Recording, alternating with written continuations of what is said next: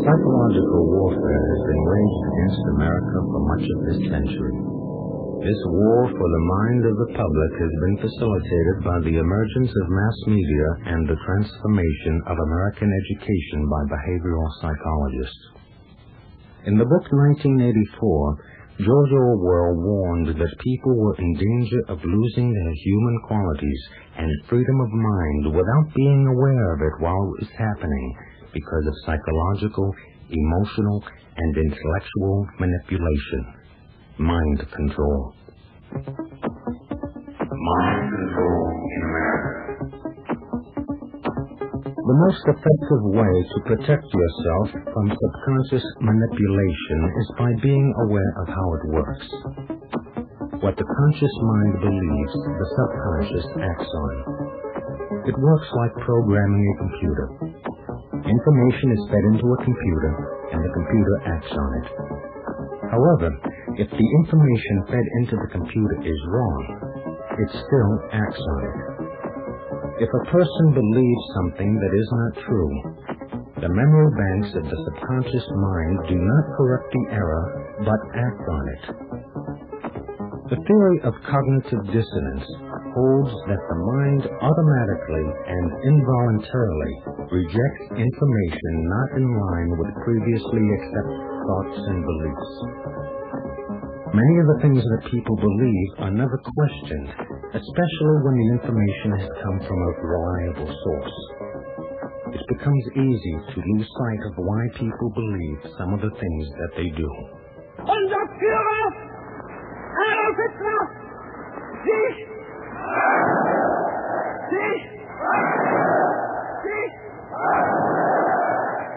People can be led to believe something that is not true when that information is carefully timed and presented by an accepted and respected authority. The purpose of propaganda is to direct public attention to certain facts. The whole art consists in doing this so skillfully that everyone will be convinced that the fact is real, wrote Adolf Hitler in Mein Kampf. To be effective, propaganda must constantly short-circuit all conscious thinking and operate on the individual subconsciously.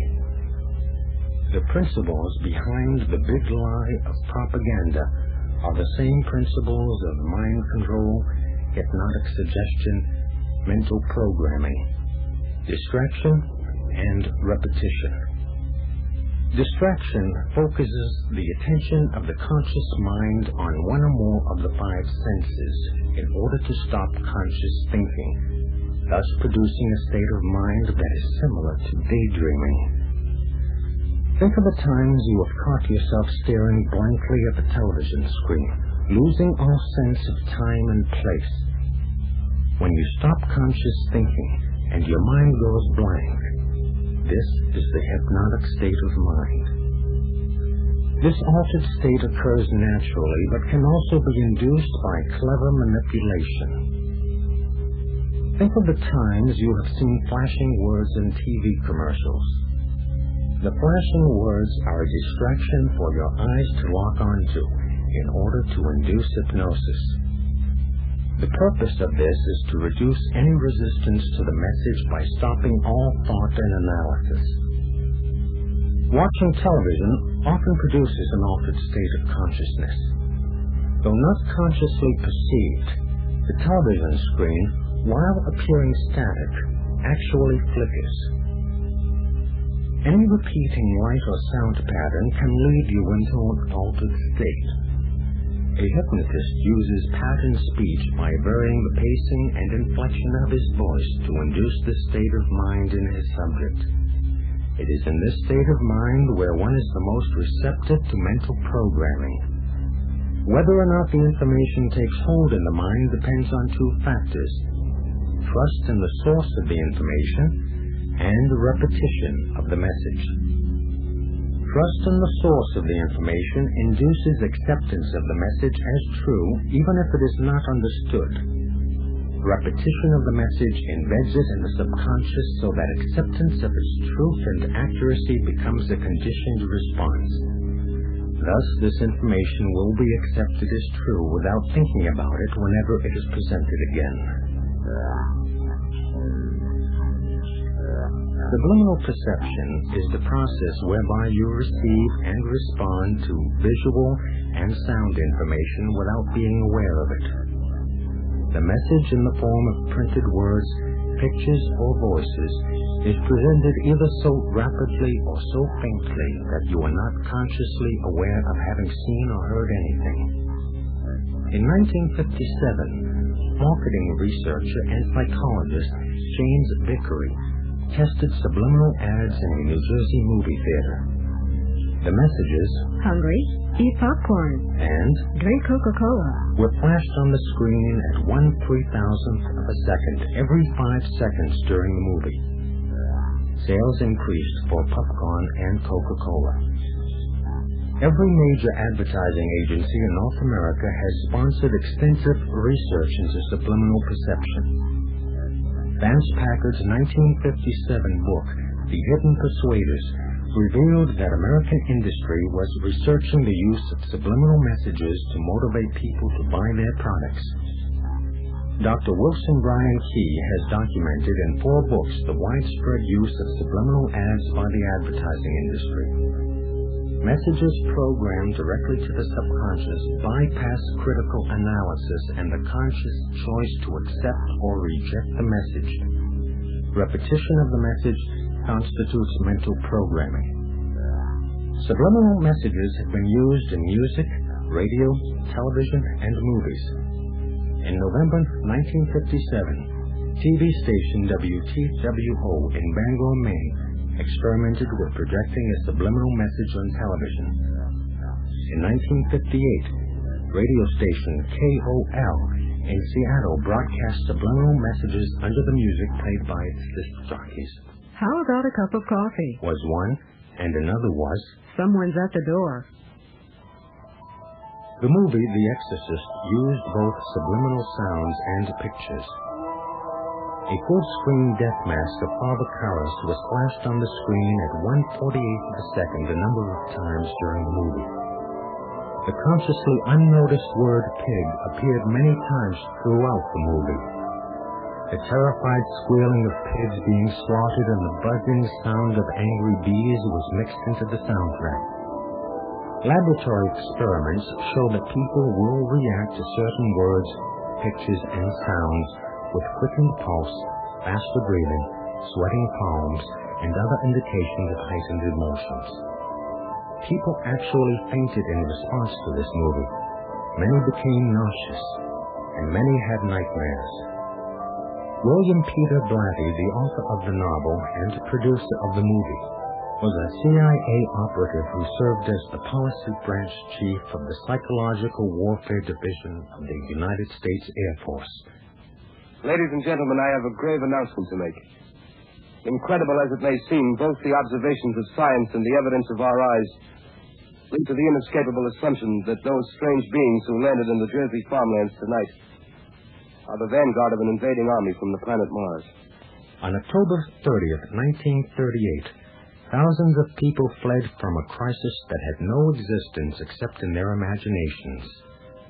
A radio broadcast of a dramatization of H.G. Wells's War of the Worlds led thousands of listeners to believe that the planet Earth had been invaded by Martians. The 1983 TV movie Special Bulletin about terrorists exploding an atomic bomb in Charleston, South Carolina, prompted numerous calls to stations across America from people who wanted to know if it was real. In both instances, despite disclaimers, people thought they were listening to an authentic newscast. Think for a moment about the way newscasters speak, and you will realize that they all talk the same way, regardless of their ethnic background. Whether they be black, white, Hispanic, or Oriental, with few exceptions, they all sound alike. The patterned speech of a newscaster is similar to that of a hypnotist. The eye contact made with the viewer is also used by the hypnotist. Emotions can be stirred, attitudes and states of mind revealed by nuances of tone and variation in vocal quality.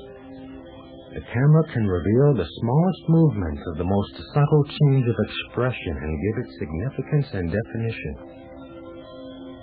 With the selective use of camera angles and judicious cutting, it is simple to distort the meaning of what someone says, not only by cutting out statements, but by cutting in a reaction shot or by adding laughter or applause.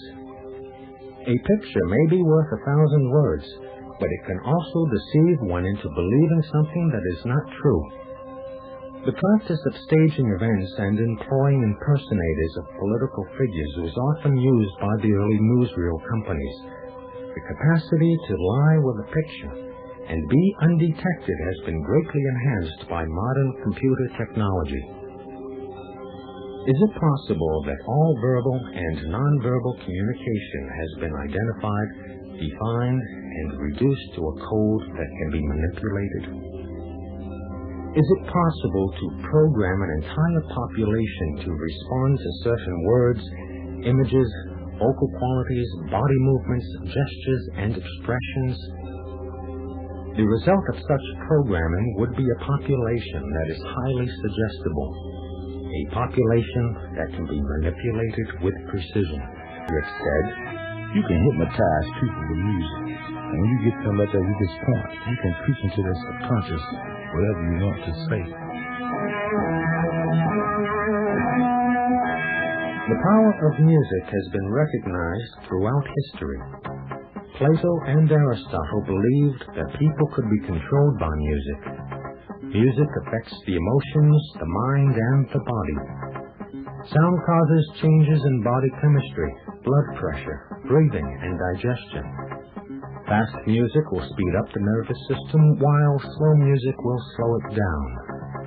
The entire body is sensitive to sound. Low tones will vibrate in the lower parts of the body, and high tones will vibrate in the higher portions and on into the head. Even sounds that cannot be heard affect you. Low-frequency infrasonic sounds affect the internal organs and can cause headaches, nausea, dizziness, and fatigue. Much of today's popular rock music is built around a heavy bass pattern louder than the melody. These loud, low-frequency vibrations and the driving beat of most rock music affect the pituitary gland. The pituitary gland produces hormones that control male and female sexual responses. These low-frequency vibrations vibrate in the lower parts of the body so that the music feels good.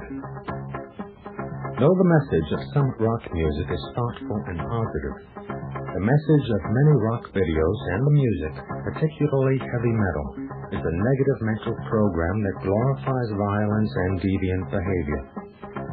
A visit to your local record store to check the lyrics on the back of the albums will reveal recurring themes preoccupied with violence, rape, sadomasochism, suicide, illicit sex, drug and alcohol abuse, fascination with the occult, and in some instances, race antagonism. Backward masking, where a message is spoken or sung that intentionally means something else when played backwards, has been used in some rock music since the Beatles first used the technique. The subconscious can decode and read messages spoken or sung backwards. When played backwards, the song Miss Me Blind by Culture Club repeats the message, "Be in sin when you're not," over and over again. First, listen to the music cut played forward. I know you miss me. I know you miss me. I know you miss me. I know you miss me. I know you miss me. I know you miss me. Played backwards, the message is, "Be in sin when you're not."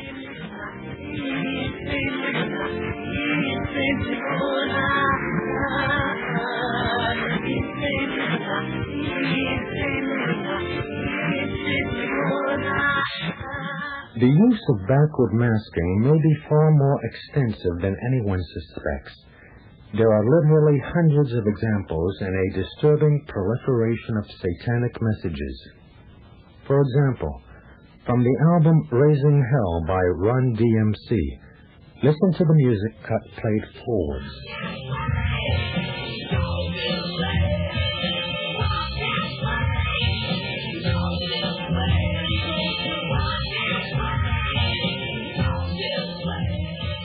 Played backwards, the message is, Hail Satan.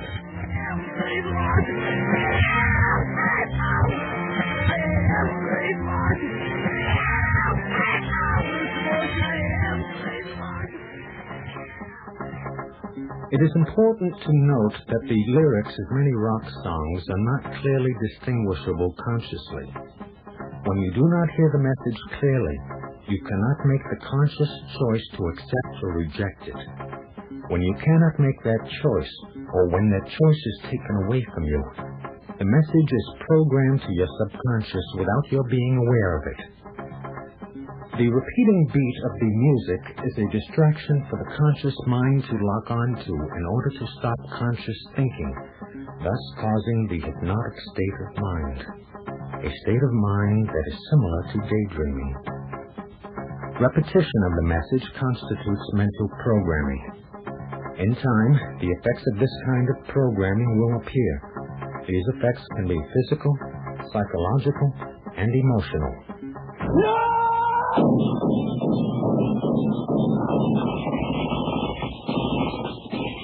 Numerous motion pictures have precipitated violence over the years.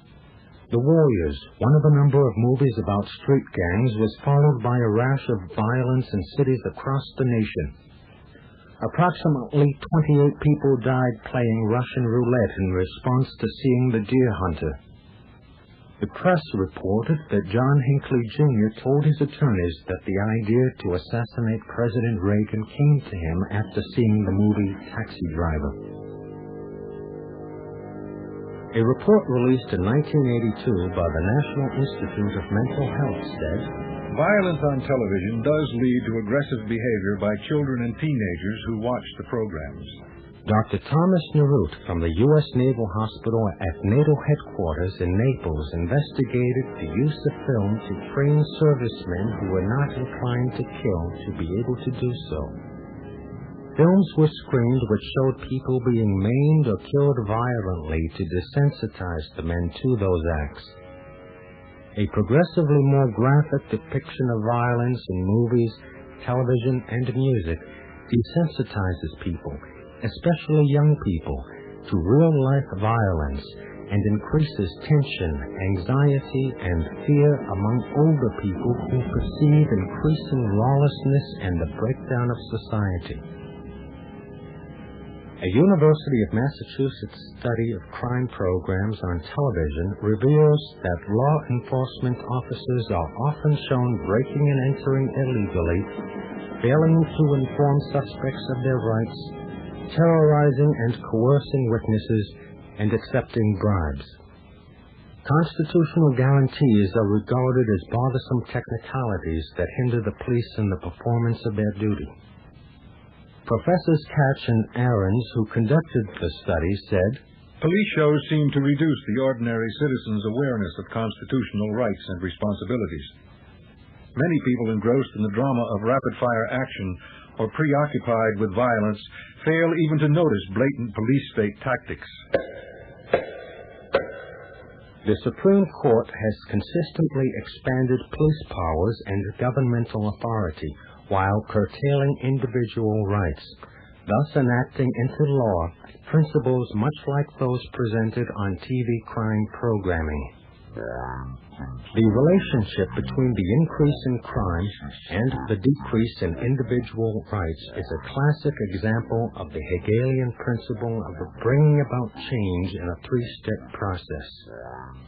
The first step is to create a problem. The problem in this case is the increase in crime brought about in part by mass media programming of criminal behavior, making violence an acceptable means of problem solving, especially among young people. The second step is to create opposition to the problem. In other words, create anxiety and fear in the public so that people demand that something be done about it. The third step is to offer the solution to the problem that may entail a restriction of individual rights or some other predetermined goal, thus bringing about change that would have been impossible to impose on people without proper psychological conditioning. By causing emotional stress and mental confusion, Judgment is impaired and suggestibility increased. Under these conditions, people allow their rights to be diminished without realizing its ramifications. The war on drugs is another example of this strategy in action. In 1936, a movie used hypnotic suggestion to give the audience instructions to do something. That movie was Reefer Madness. This movie used hypnotic techniques to both encourage marijuana use and promote anti-marijuana legislation. Parents, You and all the school parent groups about the country, and you must stand united on this and stamp out this frightful assassin of our youth.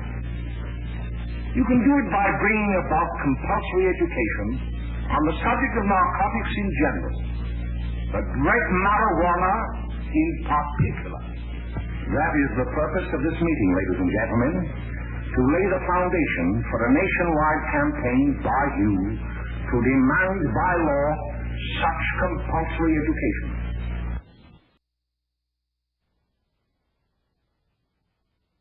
sheet of paper in front of him and reads certain facts from it. The white sheet of paper prominent in the middle of the screen is a distraction for the eyes to lock onto in order to cause the hypnotic state of mind while information is programmed to the audience verbally. Dr. Carroll delivers his lines with a hypnotic rhythm that is punctuated by changes in pacing, volume, and tone, just like a hypnotist. He speaks with authority and looks into the camera and into the eyes of the audience. Both are hypnotic techniques. Picture yourself in a movie theater. Now imagine a huge face on the screen staring at you. The stated intent of Reefer Madness was to stamp out the menace of marijuana because it leads to, quote, acts of shocking violence ending often in incurable insanity, end quote. In contrast, young people are shown having a good time smoking marijuana, dancing, kissing, and retreating to the bedroom. By showing young people having a good time smoking marijuana, Reefer Madness encouraged young people to at least try it. By telling the story of normal kids going berserk because of marijuana, Reefer Madness scared older people into demanding that something be done. This movie was part of a well-orchestrated propaganda campaign that included newspapers, magazines, and radio. In 1937, about a year after the release of the movie, the Marijuana Tax Act was signed into law, with a major effect being to drive prices up for marijuana to make its cultivation and distribution profitable.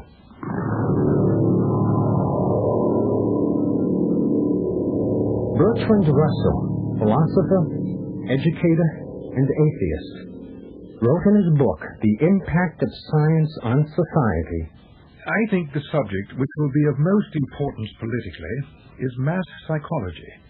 Its importance has been enormously increased by the growth of modern methods of propaganda. Although this science will be diligently studied, it will be rigidly confined to the governing class. The populace will not be allowed to know how its convictions were generated. There could be no effective propaganda without mass media. Former national editor at the Washington Post and dean of the Graduate School of Journalism at the University of California at Berkeley, Ben Bagdikian, reported in his book, The Media Monopoly, published in 1983, that 50 corporations controlled most of America's media. When the second edition of the book was published in 1988, that number shrank to 29. In the third edition, published in 1990, the number shrank further to 26. The consolidation of ownership of the press, publishing, radio, television, and film makes the coordination of propaganda possible. The primary means for controlling people is the absolute control of information. Men in power often withhold information for selfish ends. They often present false information as a diversion for the same reason. Words can inform or misinform. What people think can be controlled by controlling information. Schools are institutions commanding trust, respect, and confidence. Picture a child studying in school, reading a book. The printed words are a distraction for the eyes to lock onto. The mind focuses on the content of the book. The information being read is being programmed to the reader's mind. The child has no reason to believe that a book would intentionally contain information that was false, and so accepts it as true, even if the child does not understand it. This is especially true in school, where there is pressure to accept what is presented as true, because that is expected, and compliance determines both your grade marks and future. Repetition of the information constitutes mental programming. Thus, this information is accepted as true without thinking about it whenever it is presented again. The college textbook, Introductory Psychology, 2nd edition, by Jonathan L. Friedman, published by Addison Wesley Publishing Company, contains information that is false. This textbook, used for General Psychology Course 221 at the University of North Carolina at Greensboro, fall semester 1982, says the following about brainwashing. Some people who talk about brainwashing seem to believe that it involves extremely powerful methods that are almost irresistible. However, there is no evidence to suggest the existence of any such methods. In fact, the attempts at brainwashing we know about were not especially successful. This is contrary to numerous documented reports, both academic and governmental, particularly official findings regarding brainwashing of POWs in Korea. There could be no effective propaganda without education. In the early 1900s, there began a dramatic shift in emphasis in American education from intellectual development to socialization. The goals of education became political and social rather than academic. This was due in large part to John Dewey, who denied the existence of God and moral absolutes. As a result, the concept of right and wrong was removed from the schools, leading to a multitude of problems witnessed today. Professor Dewey based his educational reforms on the experimental psychology developed at Leipzig University by Wilhelm Wundt. Professor Wundt believed that man had no spirit. In his view, man was only a stimulus response animal. This kind of thinking led to the principles of conditioning developed by Ivan Pavlov and behavioral psychologists John Watson and B.F. Skinner.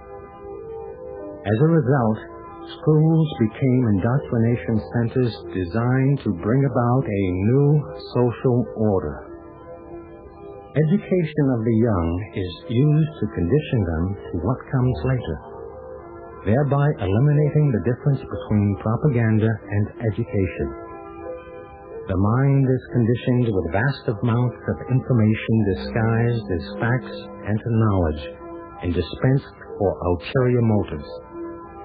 According to the minute books of the Carnegie Endowment for International Peace, the Carnegie Endowment, the Ford Foundation, the Guggenheim Foundation, and the Rockefeller Foundation worked in harmony for the control of education in America. The key to their plan to bring about social change was to alter the teaching of American history. The Guggenheim Foundation agreed to provide fellowships for doctoral candidates of American history selected by the Carnegie Endowment. 20 prospective teachers were assembled and taken to London to be briefed on what was expected of them. This group of historians became the nucleus of the American Historical Association. Who controls the past controls the future. Who controls the present controls the past, wrote George Orwell. Norman Dodd, research director for the Special Committee to Investigate Tax-Exempt Foundations created by the 83rd Congress, was invited in November 1953, to meet in New York with Roman Gaither, president of the Ford Foundation. Mr. Gaither made a most revealing admission. Mr. Dodd, we operate here under directives which emanate from the White House. The substance of the directives under which we operate is that we shall use our grant-making power to alter life in the United States so that we can be comfortably merged with the Soviet Union.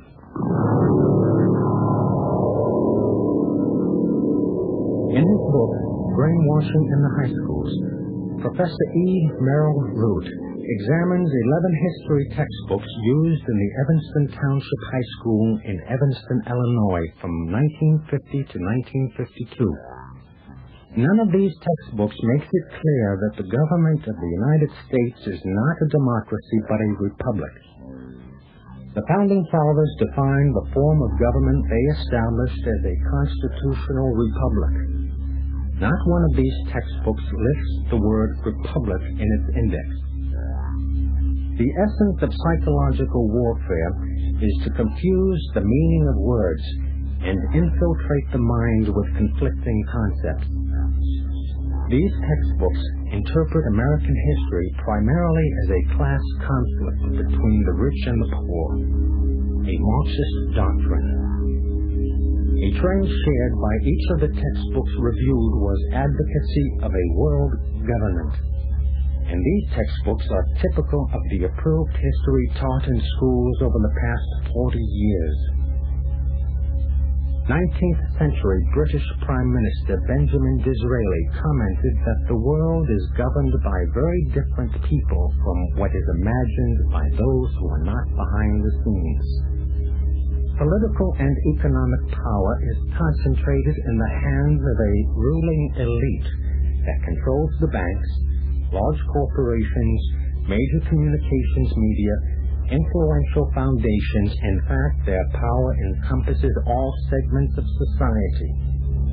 Their goal is to return the world to serfdom with themselves as controllers of world affairs. Founded in 1921, the Council of Foreign Relations, located in New York City, is the American branch of a society that originated in England and is a key link between the ruling elite and the federal government. The Council has been called the Establishment, the Invisible Government, and the Rockefeller Foreign Office. Council members have held and continue to hold key government positions. Administrations, both Democrat and Republican, may change, but the Council of Foreign Relations remains to work its will from behind the scenes. The creation of the United Nations was a Council project, as well as the International Monetary Fund and the World Bank. The goal of the Council is the establishment of a world government. On the international level, an organization similar to the Council called the Bilderbergers includes some of the world's most powerful financiers, industrialists, politicians, and intellectuals who meet each year for a conference on world affairs to decide how things will go for the rest of us. The goal of the Bilderbergers is the establishment of a world government. World government was always the goal of communism. The Bolshevik Revolution of 1917 was a turning point in world history. However, the revolution was financed by some of the world's richest and most powerful men. The money came primarily from America and Great Britain. Communism was forced on the Russian people from outside of Russia. Soviet economic and military development has been the result of the transfer of Western technology from Western companies, allowed and encouraged by Western governments, principally the United States, Great Britain, France, Germany, and Italy. Communism was a movement created and manipulated by some of the world's most powerful and wealthy men in order to gain control of the world. While the communist world is becoming more like the West, America is going in the opposite direction. The political concepts of the United States have undergone a gradual alteration in order to promote administrative government by appointed bureaucrats rather than the constitutionally mandated representative government by elected officials. A network of organizations headquartered at what is called 1313 at the University of Chicago have been working to restructure local, state, and federal government. 1313 affiliates developed the regional framework to merge city-county government, then county district, district-state, state-region, and on to a region-international merger into a one-world government. The program of these social science organizations is a totally managed and controlled society. Centralization of government functions is a basic socialist principle. Centralization takes government away from the people. The key factor is control. The computer-based planning, programming, and budgeting system is the mechanism for that control. This system was promoted as a modern space-age method for budgeting and accounting, but it is used to achieve behavioral objectives designed to capture the decision-making process of government. Systematic management and control of society replaces self-government. The use of social engineering to control what people think makes a mockery of the informed consent of the governed, the very cornerstone of the Constitution. The conditioning of the mind is not a legitimate function of government. It is the hallmark of tyranny.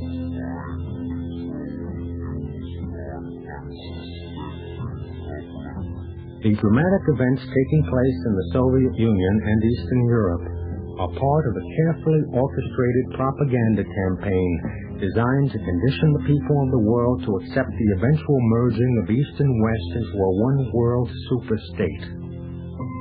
A one-world government means the loss of national sovereignty for the United States.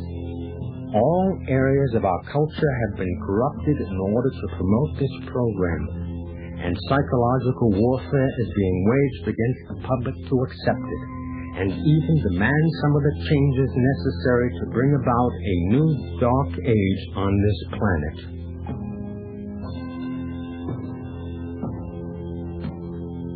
The plan is as old as history, with its modern manifestation having reared its ugly head in 1776 when Adam Weishaupt, professor of canon law at the University of Ingolstadt in Bavaria, founded the Order of the Illuminati, the Enlightened Ones.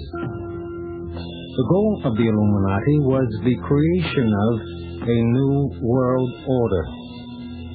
This was to be accomplished by infiltrating all areas of society and destroying civilization from within.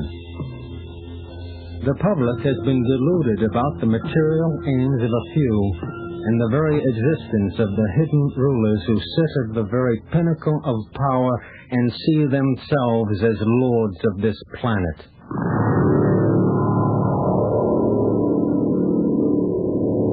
The purpose of government is inexorably tied to the purpose of life. The sum of good government is knowledge of the purpose of life and the administration of society towards that goal. If the men in leadership positions in the world do not know the objective of life, then they are not capable of administering a peaceful society.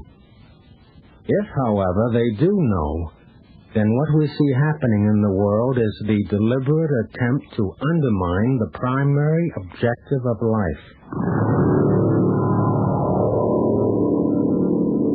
The missing dimension in world politics is the spiritual dimension. The problems of life cannot be solved by material means. Modern civilization is missing the point of life. Human life is meant for understanding spiritual values. Real knowledge is knowing yourself, what you are, what God is, and understanding your relationship and duty to God. It is our duty to understand God, abide by His laws, and learn to love Him. Then, all of our problems will be solved. When men are not governed by God, they will be ruled by tyrants. The material world is just like a prison.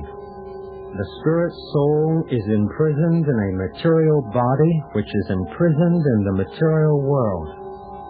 We do not belong in this material world.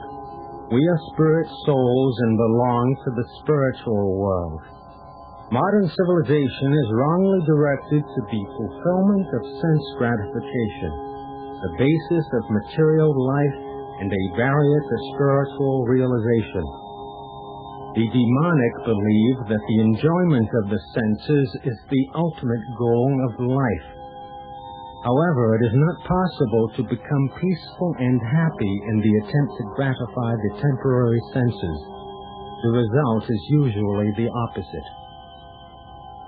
A materialistic culture based on sense gratification agitates the mind and senses. Unless one controls the mind and senses, one cannot make any spiritual advancement. The great sages of all bona fide religions were completely free of material attachments because they knew that spirit is permanent while matter is temporary. Our present culture would have us debase ourselves and become more and more entangled in materialism so that the path to the spiritual world is blocked. The demonic wish to make this planet a closed system where it cannot function for the purpose it was intended. The material world was created to give man the opportunity to purify himself of his material consciousness, for the aim of life is to go back home, back to God. The demonic cannot go back home until they rid themselves of their demonic mentality, and so they wish to make it impossible for anyone else to return home. This is the ultimate goal of psychological warfare, to entangle man in materialism so that he cannot return home, back to the Supreme Lord. Mind control in America. Great.